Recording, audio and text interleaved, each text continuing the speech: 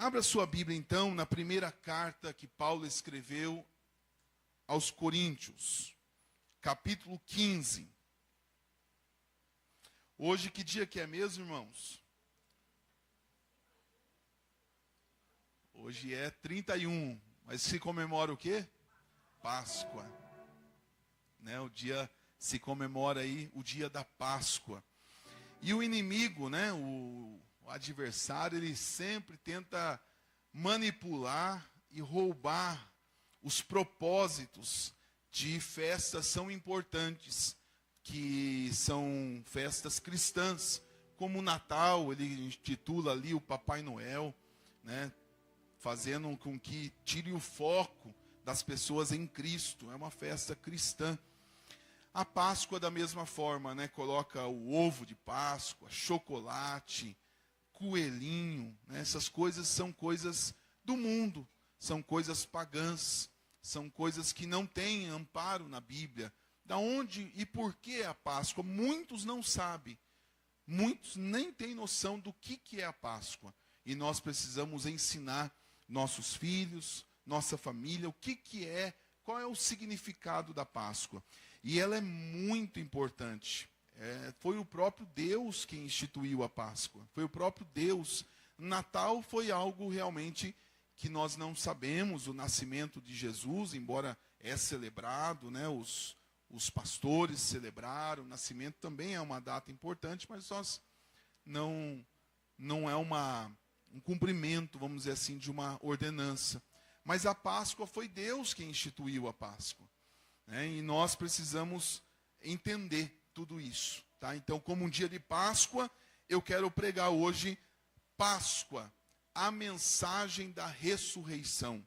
Essa é a palavra de hoje. Páscoa, a mensagem da ressurreição. 1 Coríntios, capítulo 15, versículo 1 a seguir. 1 Coríntios, capítulo 1, versículo 15. 1 Coríntios, capítulo 15, versículo 1. Capítulo 15, versículo 1. Diz assim: Irmãos, venho lembrar-lhes o evangelho que anunciei a vocês, o qual vocês receberam e no qual continuam firmes. Por meio dele, vocês também são salvos, se retiverem a palavra assim como preguei para vocês, a menos que tenha crido em vão. Antes de tudo, entreguei a vocês o que também recebi, que Cristo morreu pelos nossos pecados, segundo as Escrituras, e que foi sepultado e ressuscitou ao terceiro dia, segundo as Escrituras. E apareceu a Cefas, Pedro, e depois aos 12. Depois foi visto por mais de 500 irmãos de uma só vez, dos quais a maioria ainda vive. Porém, alguns já dormem. Depois foi visto por Tiago, mais tarde por todos os apóstolos, por último, depois de todos, foi visto também por mim, como por um nascido fora de tempo.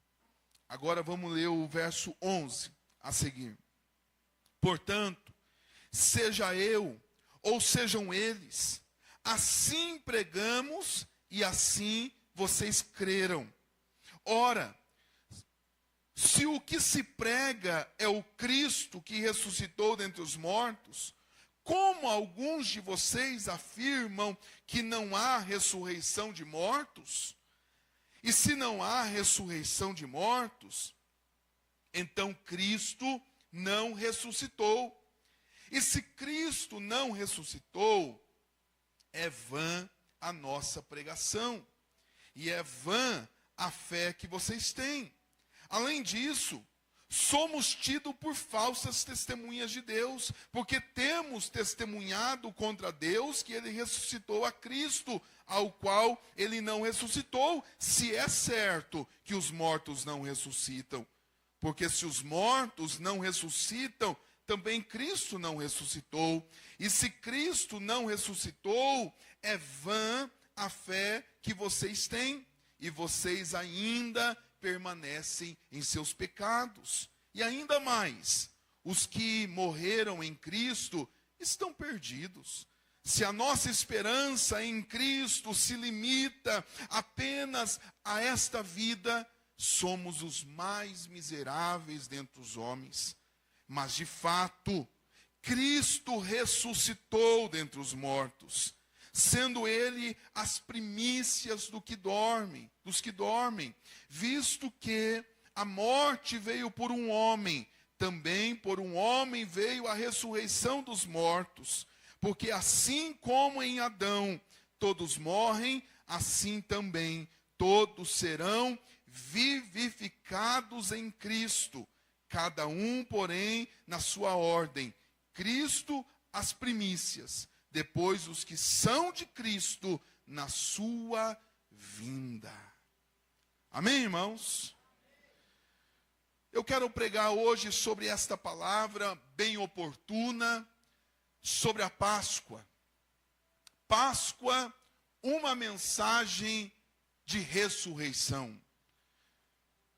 O contexto aqui desta carta, irmãos, é Paulo escrevendo para a igreja de Corinto, cujo era uma igreja, muito embora muito avivada, que existia ali os dons do Espírito Santo, era uma comunidade de fé, os coríntios, era uma cidade portuária, muito idólatra, era uma cidade realmente difícil, um povo difícil, mas Paulo fez uma obra ali naquela cidade, e havia aqueles cristãos, aqueles que aceitaram a mensagem do Evangelho, que Paulo pregou, a palavra de Deus, eles se converteram a Jesus, eles entregaram as suas vidas para Deus, para Jesus Cristo.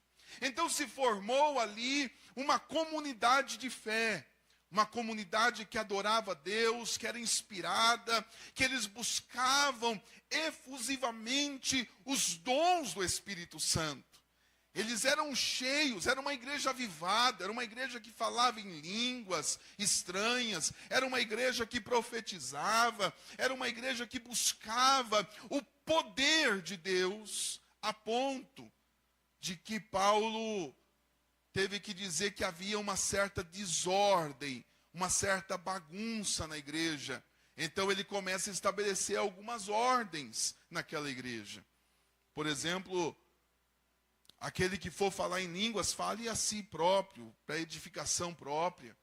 Quem for profetizar, no máximo 2 ou 3 no máximo, que um fale em línguas, o outro profetize. Então ele começa a estabelecer uma ordem. Havia muitas dúvidas sobre casamento, ele escreve um capítulo sobre casamento. Haviam dúvidas também por conta que as mulheres que se converteram eram mulheres do mundo e que vieram para a igreja, cuja cabeça estava raspada por uma cultura daquela época. Paulo então vai dizer para elas, enquanto o cabelo não crescesse, usassem um véu para diferenciar do homem e da mulher. Ele começa a estabelecer algumas ordens na igreja, mas era uma igreja também que, embora tinha avivamento, poder de Deus, havia muitos pecados não tratados. Havia lá um cidadão cujo pecado não havia assim nem no mundo. Ele diz para expulsar esse crente imoral, porque ele não aceitava a disciplina, ele não aceitava as correções. Então Paulo diz, por que vocês ainda o toleram dentro dessa comunidade? O excluam da comunidade da fé, porque ele não se submete às disciplinas e à doutrina cristã. Esse é o contexto da carta que Paulo escreveu aos coríntios. Também havia dentro desta igreja alguns grupos, que eram grupos religiosos, cujo vinha trazendo mensagens de heresia para o corpo daquela igreja. Um desses grupos é o que nós vamos falar aqui hoje. São os saduceus. Esse grupo de saduceus, eles questionavam sobre a ressurreição de mortos. Eles não acreditavam que os mortos seriam ressuscitados. Então, Paulo escreve o capítulo 15 para defender essa doutrina que para a igreja é uma doutrina cara, é uma doutrina importante, sobre a ressurreição dos mortos. Ele vai dizer aqui, ora, eu preguei a mensagem para vocês, veja o versículo 1, irmãos, venho lembrar-lhes o evangelho que anunciei a vocês, o qual vocês receberam e no qual vocês continuam firmes. Ele está dizendo, irmãos, eu preguei a mensagem, vocês continuam firmes nessa palavra, mas alguns estão dando ouvidos a estes grupos, trazendo heresia, contaminando o evangelho, e vocês estão se desviando da verdade. Ele vai dizer aqui no versículo 2, por meio deles vocês também são salvos. Por meio do quê? Do evangelho que eu preguei. As boas novas que eu anunciei. Por causa dessas boas novas, vocês são salvos. Fiquem nelas. Permaneçam nelas. Versículo 3.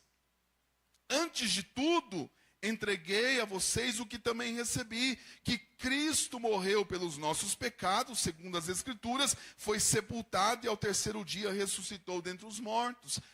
O evangelho é este. A base do que eu preguei é isto. A minha mensagem não é fora disso, que Jesus Cristo veio, que Jesus Cristo morreu pelos nossos pecados, que Jesus Cristo foi sepultado e que ao terceiro dia ressuscitou dentre os mortos. Essa foi a minha palavra. Essa foi a minha pregação. Esse foi o meu ensino. Essa foi a minha mensagem a todo momento. E vocês creram sobre esses fatos. E aí ele vai aqui dizer que Jesus Cristo, quando ressuscitou, apareceu a Pedro. Depois apareceu aos discípulos.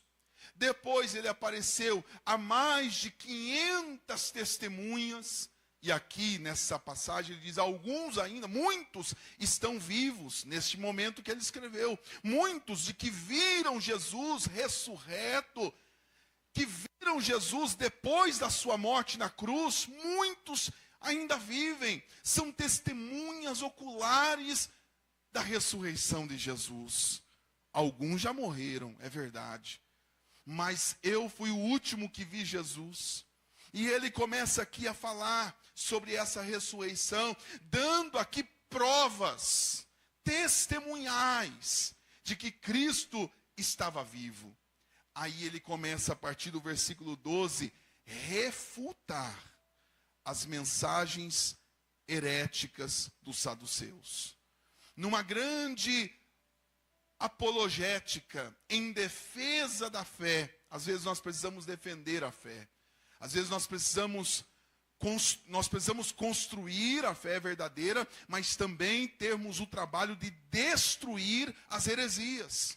Desconstruir pensamentos que vêm nocivamente no seio da igreja. E a maioria, muitas vezes nós precisamos ser assim, como pastores, defender o rebanho de comidas mal elaboradas, comidas contaminadas. Então, Paulo, ele teve esse trabalho, e ele vai dizer assim, se essas pessoas que estão dizendo que Cristo não ressuscitou, se Cristo não ressuscitou, é vã a nossa esperança. É vã a nossa fé. É vã a nossa crença.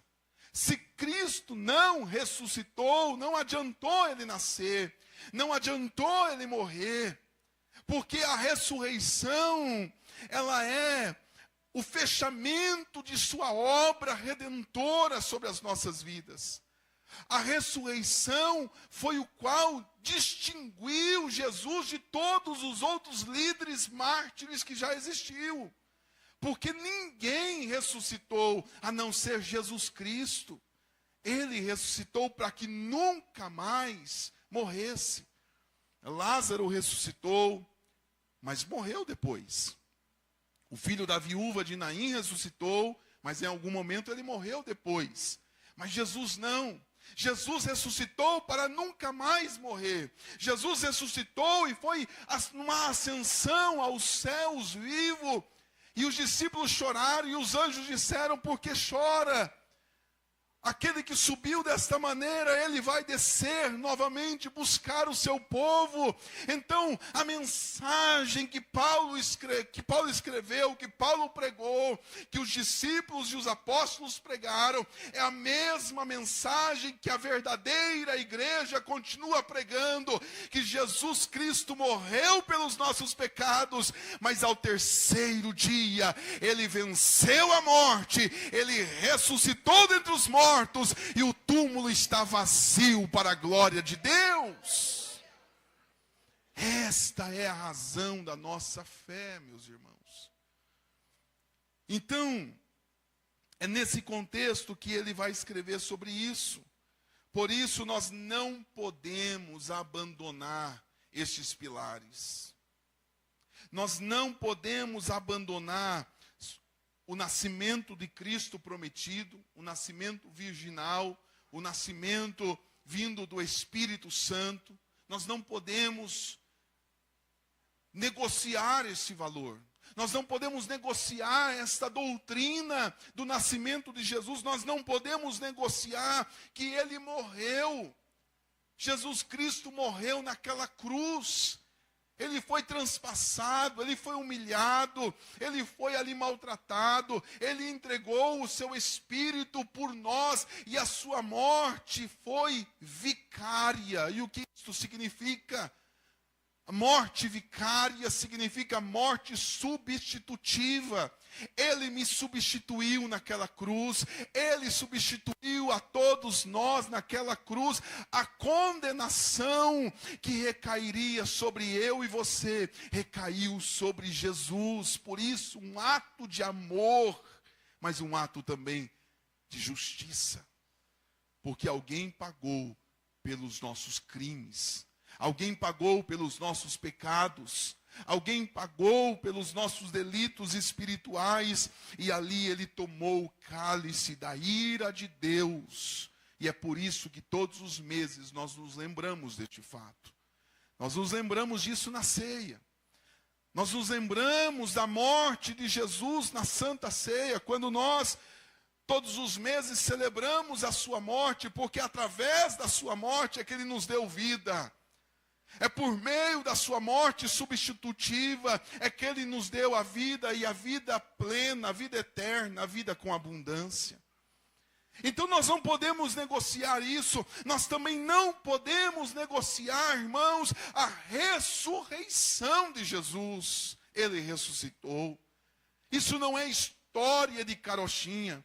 Isso não é história para fazer uma criança dormir. Não, isso não é história de conto, de fadas. Jesus, de fato, ele venceu a morte. Ele foi, naquele período que ele ficou ali na sepultura, ele foi ao inferno. Ele pegou as chaves do inferno e da morte. Ele voltou, e quando as mulheres foram ao sepulcro, a pedra estava rolada para o lado e o túmulo estava vazio para a glória de Deus. Ele ressuscitou pelo poder do Espírito Santo.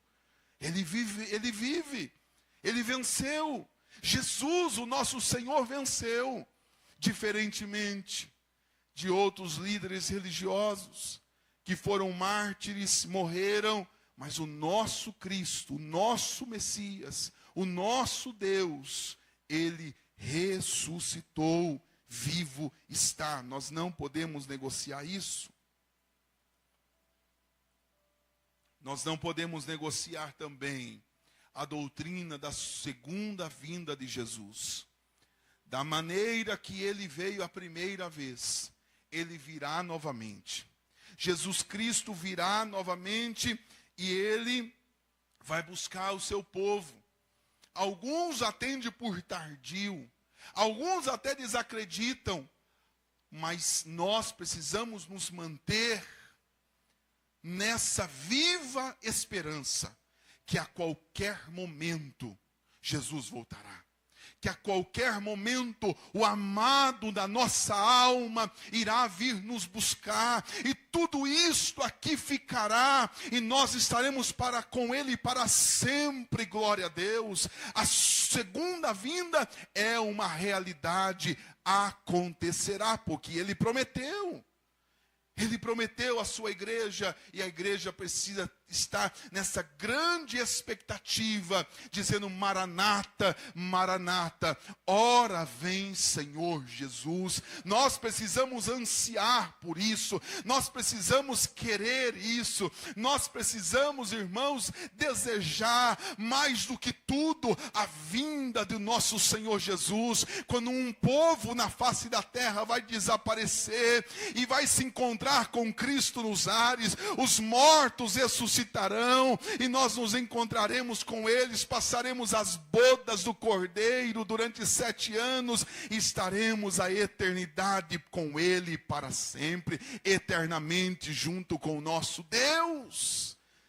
Isso é princípio para nossas vidas, doutrinas importantes. Por isso, Páscoa é uma mensagem de libertação, é uma mensagem de vitória, é uma mensagem de paz, é uma mensagem da ressurreição. E quando começou a Páscoa ela teve o seu início quando o povo de Israel foi liberto do Egito. O povo de Israel ficou 400 anos escravos. Imagine só, 400 anos escravos, gerações pós gerações, pessoas nasceram já na escravidão, já nasceram ali escravos no Egito. Deus então resolve libertar aquele povo do Egito e usa Moisés como líder para resgatar aquele povo. Aconteceram as pragas para que amolecesse o coração de Faraó. Faraó não suporta, na 10ª praga da morte dos primogênitos, Faraó então libera o povo, diz: manda este povo embora daqui, não aguenta mais. Moisés então sai pela porta da frente junto com o povo. Alguns estudiosos dizem que são mais de 3 milhões de pessoas, um povo muito numeroso. Então, eles estavam ali, naquele deserto. Depois disso, o Faraó endurece o seu coração. Ele vai atrás daquele povo. Ele não quer, ele pensou melhor, na verdade, endureceu o coração e foi atrás. Deus, então, livrou o povo no deserto. O mar foi aberto. Então, o grande milagre do mar vermelho que se abriu foi por conta disso.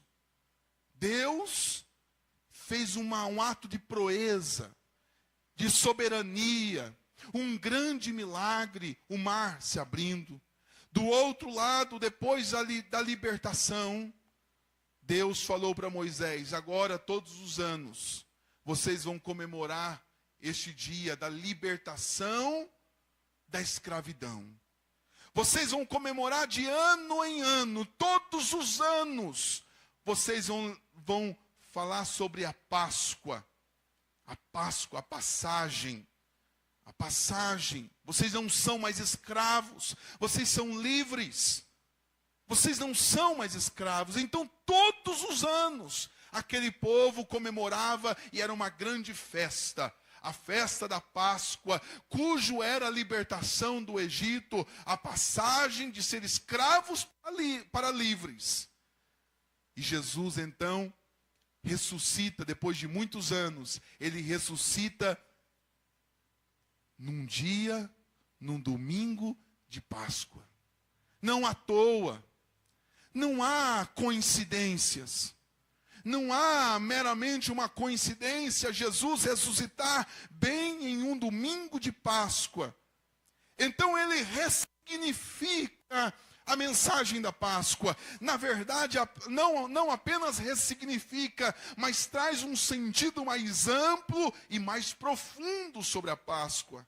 A Páscoa agora não é apenas a libertação de nós, de escravos do Egito, mas a Páscoa agora, ela é um símbolo espiritual, cujo Senhor, nesse momento, cabalmente, ele termina a sua obra redentora e nos livra, não da escravidão do Egito, mas da escravidão do pecado.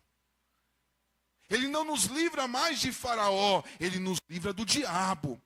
Ele não nos livra apenas de sermos escravos em uma terra longínqua. Ele não nos livra apenas disso, mas ele nos livra, na realidade, da condenação que pesava sobre as nossas vidas. E a passagem agora de escravo para livre, nós éramos escravos do pecado, mas agora nós somos livres do pecado, glória a Deus. Porque o sangue de Jesus Cristo foi vertido na cruz do Calvário. Ele nos libertou, por isso livre nós somos, livres da condenação do pecado, livres do inferno, livres do maligno, agora somos livres. Por isso o apóstolo Pedro vai dizer, não foi com prata, não foi com ouro que nós fomos resgatados da nossa vã maneira de viver, mas foi com o precioso sangue de Jesus Cristo. Ele nos transportou das trevas para a luz. Por isso, a Páscoa é um significado importante sobre a ressurreição de nosso Senhor Jesus Cristo, porque ali ele vence por nós. Ele vence por nós. Se ele venceu, por isso diz, se ele venceu, nós também vencemos. Nós precisamos aprender sobre isso, amados. E essa mensagem da ressurreição era o tema central e mais importante da pregação dos apóstolos do primeiro século. A pregação, o tema mais importante de toda a mensagem, Jesus ressuscitou. Essa era o assunto, o tema mais pregado no início do cristianismo.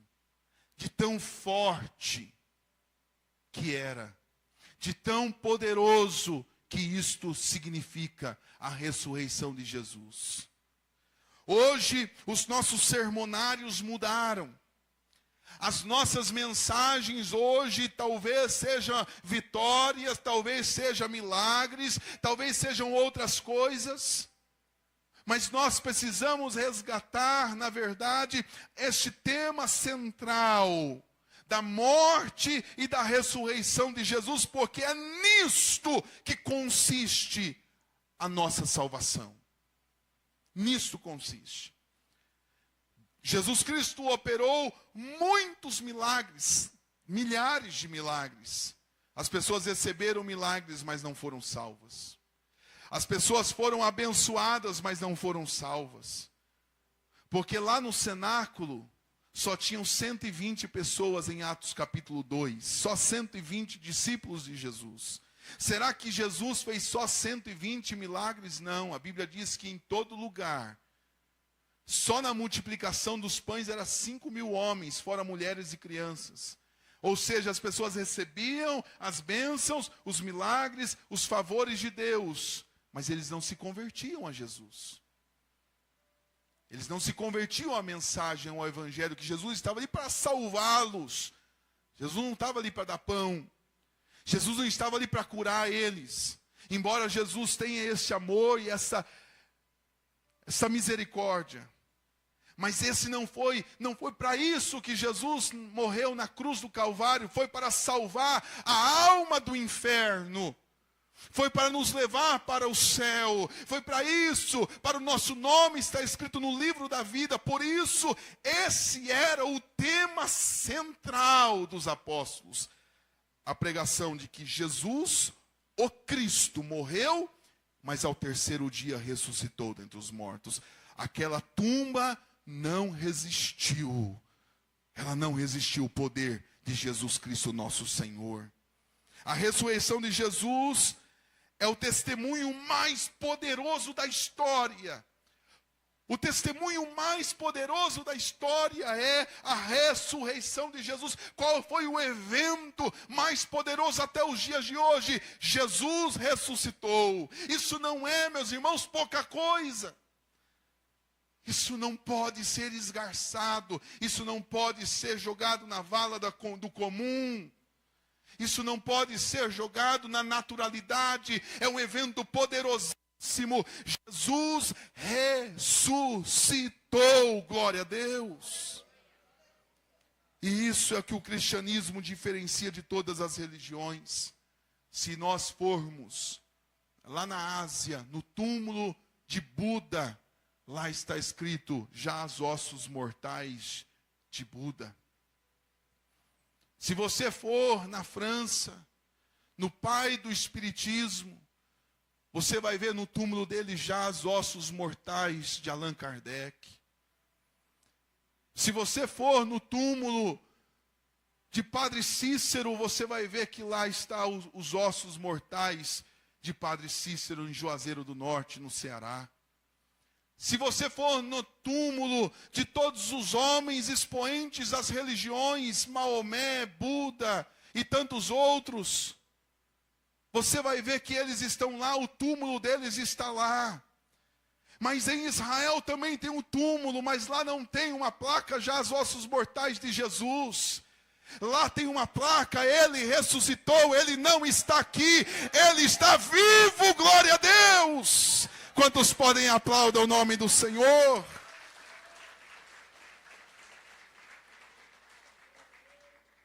E é ele quem nós adoramos. É Ele quem nós entregamos a nossa vida para Ele. A Bíblia fala em Atos capítulo 4. Atos capítulo 4, versículo 33. Atos capítulo 4, versículo 33. Diz assim: com grande poder, os apóstolos davam testemunho do quê? Da ressurreição do Senhor Jesus, e em todos eles havia abundante graça. O que os apóstolos falavam? Qual era o testemunho deles? Jesus ressuscitou. Essa era a âncora da sua fé. A âncora da fé, quando nada estava bom, quando as águas estavam turvas, a âncora que os segurava naquele lugar era que Jesus havia ressuscitado. Nós temos essa âncora.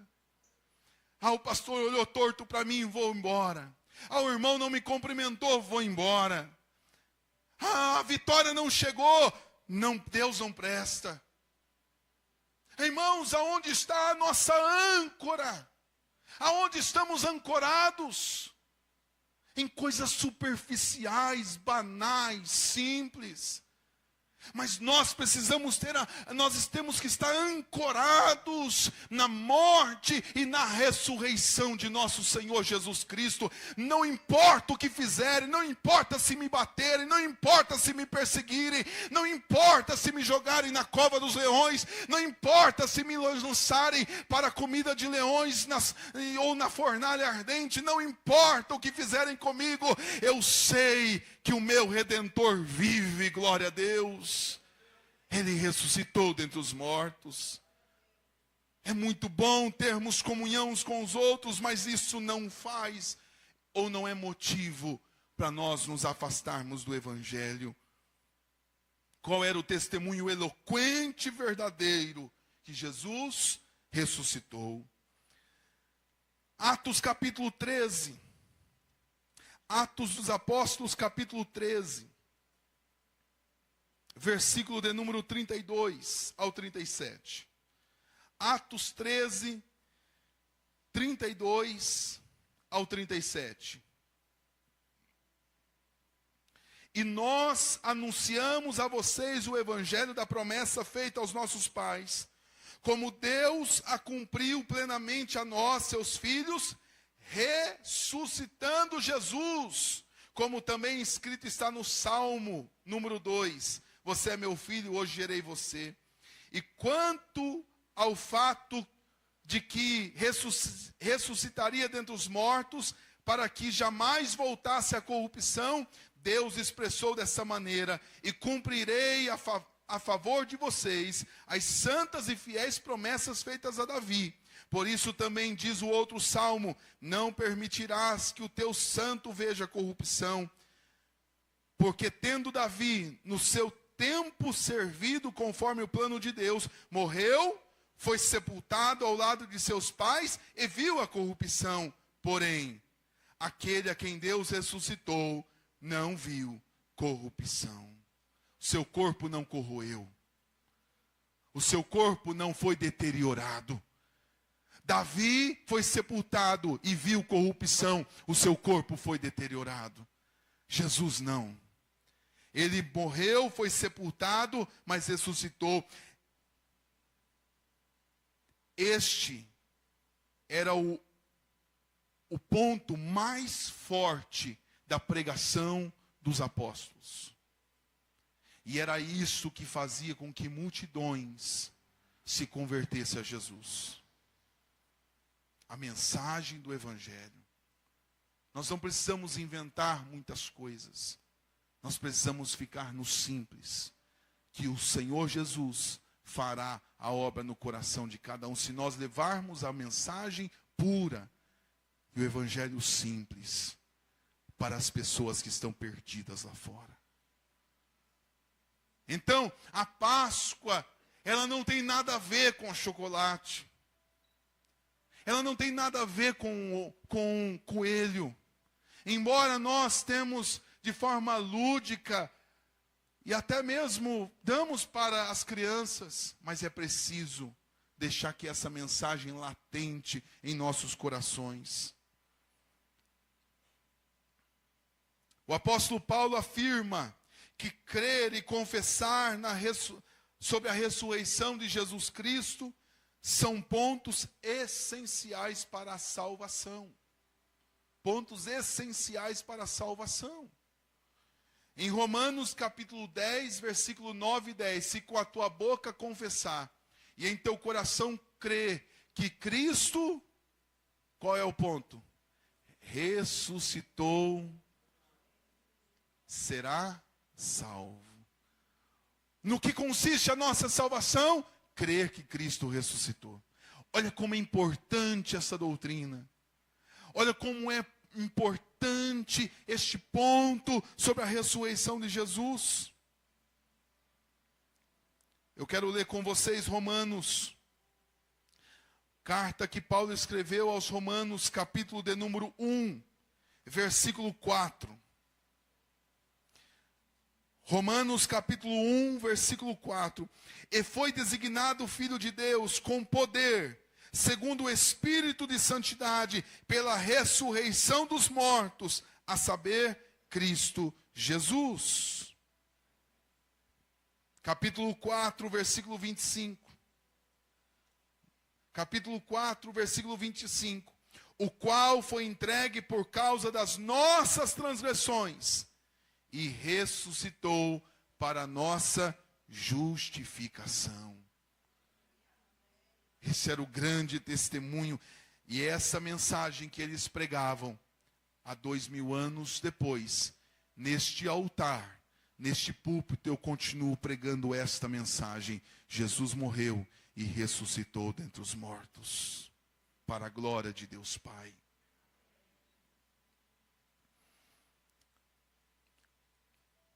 A palavra do Senhor diz em 1 Pedro, capítulo 1, versículo 3. 1 Pedro, capítulo 1, versículo 3.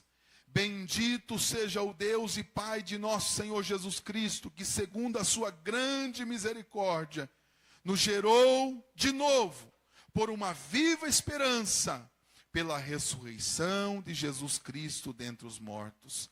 Bendito seja o Deus Pai, E nosso Senhor Jesus Cristo, que segundo a sua grande amor, sua grande misericórdia, nos gerou de novo. Nós somos nascidos de novo.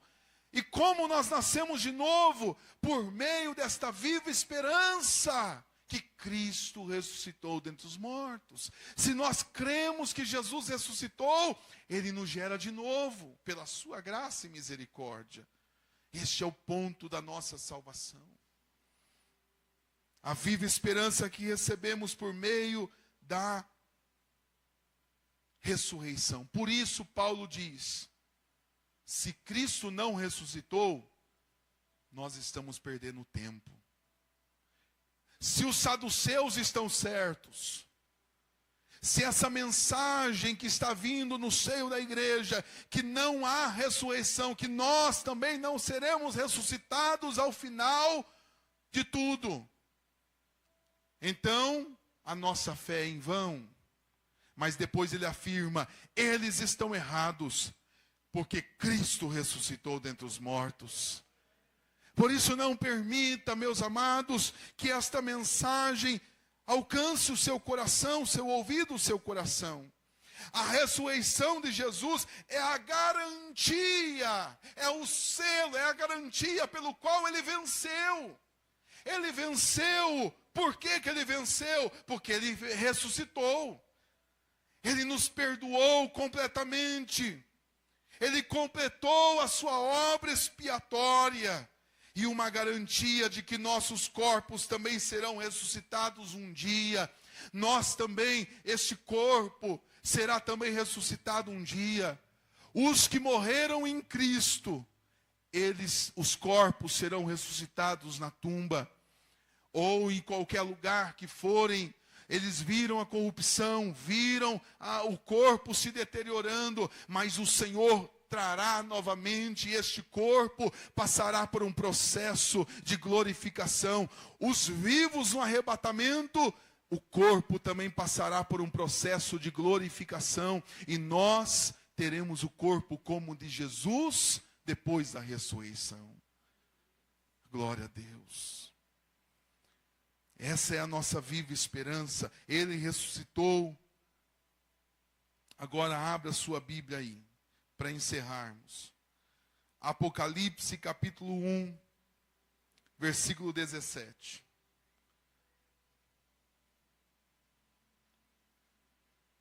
Apocalipse capítulo 1, versículo 17 e 18. Olha o que João escreve. E eu, quando o vi, caí a seus pés como morto. E ele pôs sobre mim a sua destra, a sua mão direita, dizendo: não temas, eu sou o primeiro e o último. Verso 18. E o que vivo, fui morto, mas eis que estou vivo para todo sempre. Amém. Tenho as chaves da morte e do inferno. Glória a Deus. O Cristo que você adora, que você serve, que você entregou sua vida, Ele não está morto, Ele está vivo, glória a Deus. Ele está vivo, louvado seja o nome do Senhor. Ele está vivo. Mas para nós, irmãos, devemos ser sepultados juntamente com Cristo. Paulo fala sobre isso. Sermos sepultados juntamente com Cristo no novo nascimento, morrermos para o mundo, morrermos para o pecado, e uma vez sepultados com Cristo, ressuscitamos também com Cristo, glória a Deus, para uma nova vida em Cristo Jesus. O símbolo do batismo nas águas é exatamente isso. Veja só, alguém que está ali, ele primeiro morre, ele é sepultado. Depois ele ressurge novamente numa nova vida. Numa vida com Cristo agora. Ele vai para a sepultura e ele volta ressuscitado espiritualmente com Cristo. Eu pergunto a você: você já morreu para o pecado e para o mundo? Você já foi sepultado juntamente com Cristo? Para que você seja também glorificado e ressuscitado junto com Cristo? Se você ainda não foi, confesse Jesus Cristo como seu Senhor e seu Salvador, porque Ele não está morto, Ele está vivo, Ele está presente neste lugar. Jesus está aqui, meus amados. A Bíblia diz: onde 2 ou 3 estiver reunido no seu nome, Ele está aqui. Jesus Cristo está presente neste lugar. Ele está vendo o nosso culto. Ele está presente aqui nesta noite, nesta reunião. Ele olha você, Ele sabe a tua aflição, Ele sabe a tua dor, Ele sabe da sua vida, Ele conhece você. Jesus, Ele está aqui, Ele não está morto. Nós não estamos falando com alguém que está morto. Nós não estamos falando com alguém que tem ouvidos, mas não ouve, olhos, mas não vê, boca, mas não fala. Não, nós estamos falando com Deus que está vivo, e Ele está presente neste lugar para, aleluia, te ajudar, para te abençoar, para te dar a vitória, em nome de Jesus Cristo. Vivo Jesus está. Vamos celebrar isso, vamos ficar de pé, vamos adorar, aleluia, que Ele venceu, no nome de Jesus. Glória a Deus.